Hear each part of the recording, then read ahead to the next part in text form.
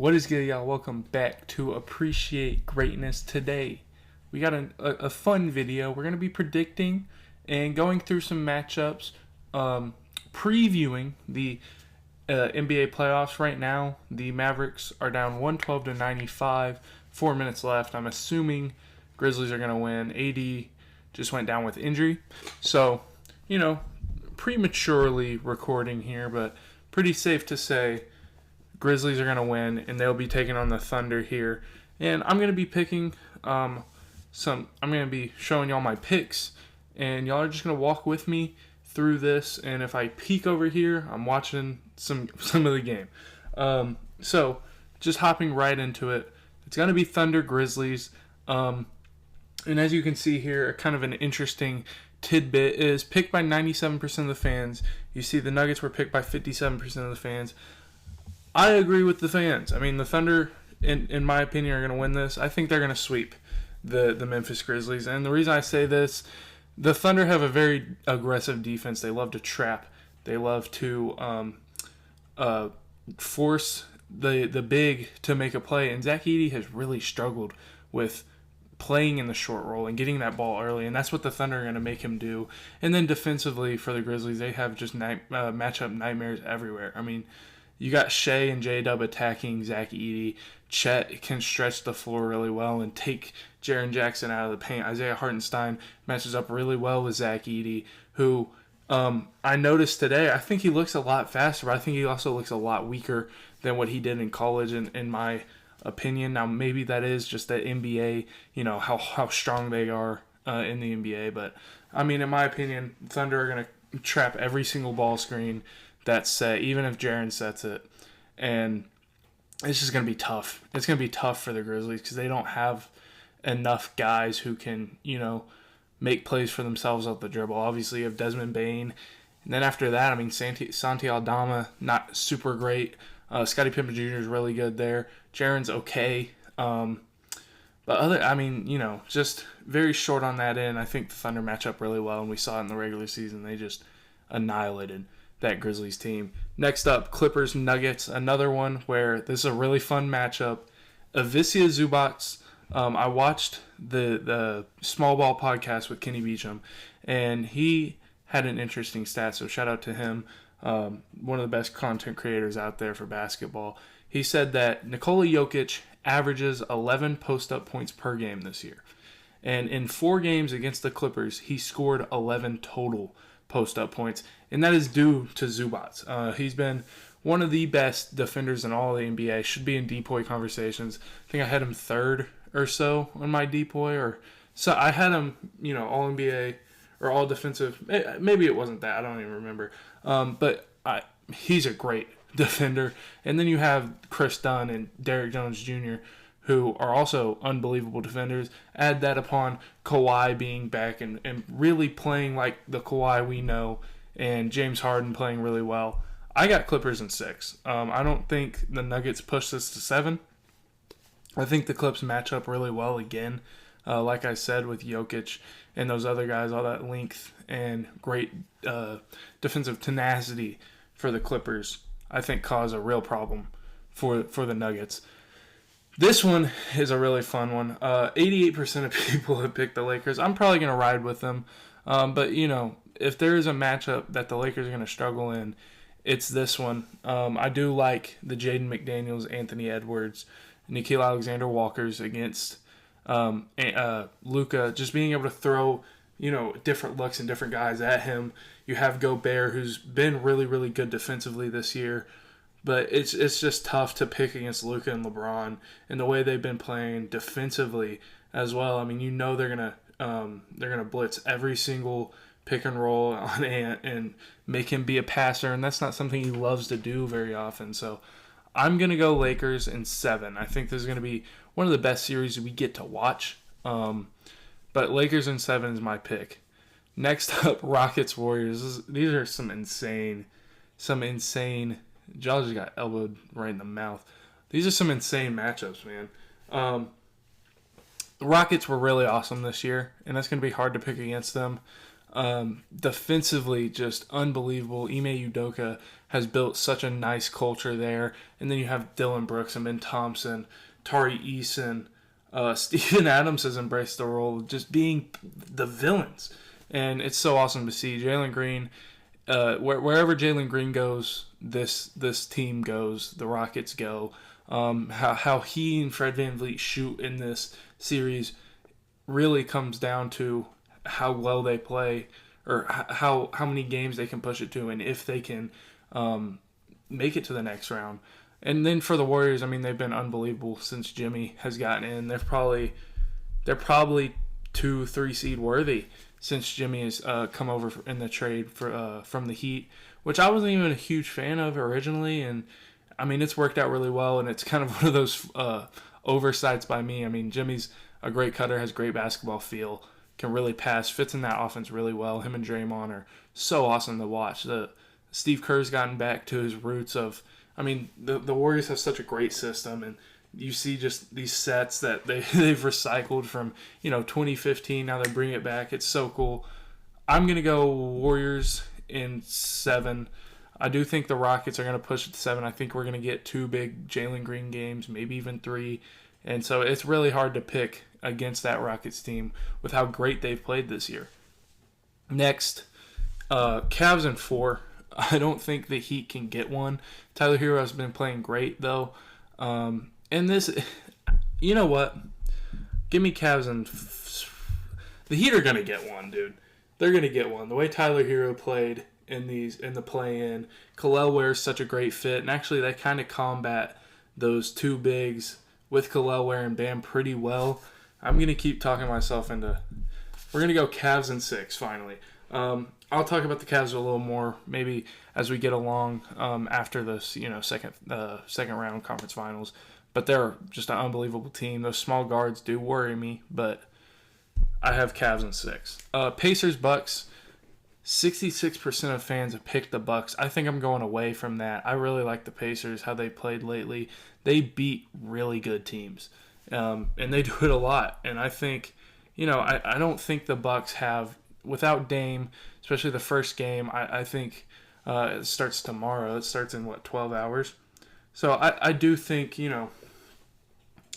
the Bucks have a chance. And a lot of people have been saying, 2018 Bron run for Giannis. I don't think it's going to happen. I don't think we'll ever really see that again, just because of how much parity's in the NBA and how many great teams there are. It's really hard to just be one guy, pushing and trudging through an entire playoffs. So I'm going to go Pacers. Again, they've been playing really well lately. Tyrese Halliburton's really stepped it up. A guy who honestly could get an All-NBA nod, and I wouldn't be surprised. So it's going to be a great matchup. It's going to be a fun matchup, but it's going to be a high-scoring matchup. But I got Pacers in 6. Next up, Knicks Pistons. This one's going to be really fun because you have the matchups of this super physical, defensive-minded team in the Pistons facing 2 guys in Mikal Bridges and Karl-Anthony Towns who great human beings probably for everything I've seen. Awesome people. I love Cat. Cat's one of my favorite players in the NBA, but just being realistic about his game, he's soft. Mikal Bridges is soft, right? And so a team like the Pistons, who's super physical, could push them a little bit more than they want to be pushed. Isaiah Stewart, I can see playing a really big factor in this series. I do have Knicks, probably in 6. Knicks in 6, maybe even 7. I'm going to say this series goes 7. The matchup of Asar on Jalen Brunson, I really love. There's just a lot of things the Pistons can do and JB Bickerstaff can do as the Grizz are about to close this one out here. There's a lot that the Pistons can do to combat the Knicks, but you also, you're going to see OG on Cade, and you're going to see just a whole bunch of different stuff. Now, the drops do scare me, and that's another reason, because Cade's going to come off those firing, and Cat in a drop, we'll see. But I do have Knicks in 7. That's my pick. Celtics, I think we're going to get a second sweep here. No, Celtics always give one up and then lock in the rest of the series. It feels like such a magic thing. G.G. Jackson airball from 30-foot fading away. It's such a magic thing to just sneak one out, and, that's what they're going to do. They're going to get one. Paolo's going to go for 45. Franz is going to go for 30. Not in the same game, maybe. Maybe in the same game. Dude, the Magic just can't shoot. They can't shoot, and, a team who has all 5 guys who can shoot, that, it's tough. Knicks, Celtics.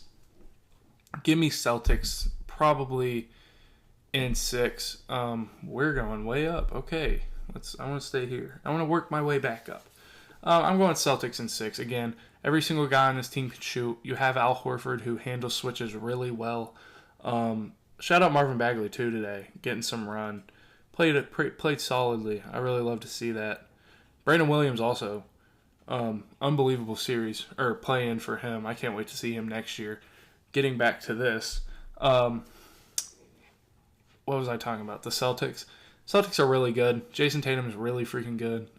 People sleep on him, and you shouldn't. He's an unbelievable guy. You don't see 6'8" wings like him coming around that often. I mean, you get LeBron, and is the next guy Jason Tatum? And the next guy kind of comparatively close at Jason Tatum? I mean, a guy who can shoot as well as he can, who defends as well as he can, and passes the way he can. I mean, you don't see it very often. The Celtics are just such a complete team this year.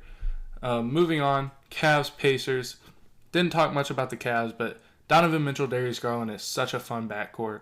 And you're going to be playing a tall backcourt in Tyrese Halliburton and Andrew Nembhard. Tyrese Halliburton, for as tall as he is, might be the worst defender. How can I say this? The worst defender by height.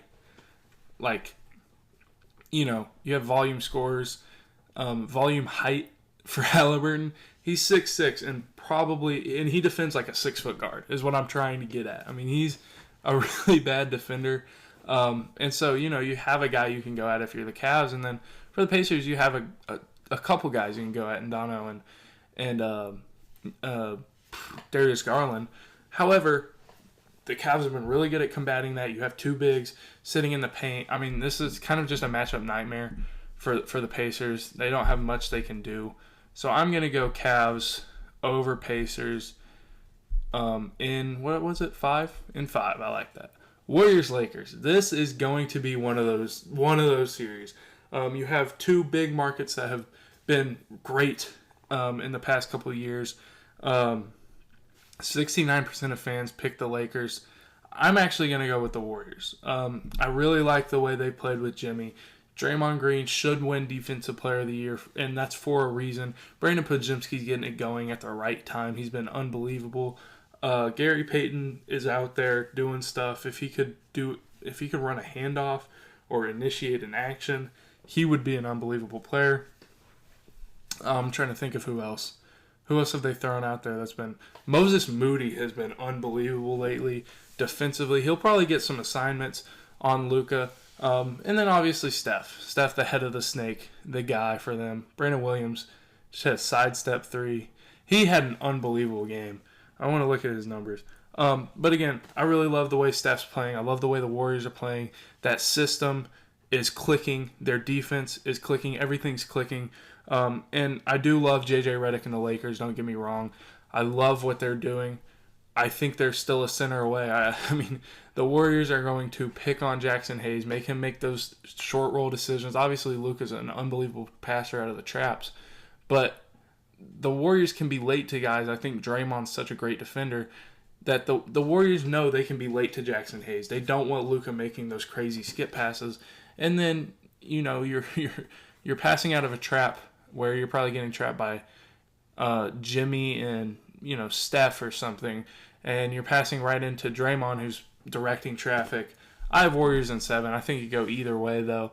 But again, I think just at some point, the Jackson Hayes matchup gets taken care of.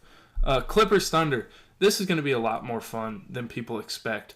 Obviously, the Thunder are unbelievable this year. 68 wins, 7th best team of all time based on record, and best defense in an error-adjusted standpoint. I have Thunder winning. I think in 6. I think the Clips are good enough to take a couple games. It could be 5, but I think they're good enough to take a couple games.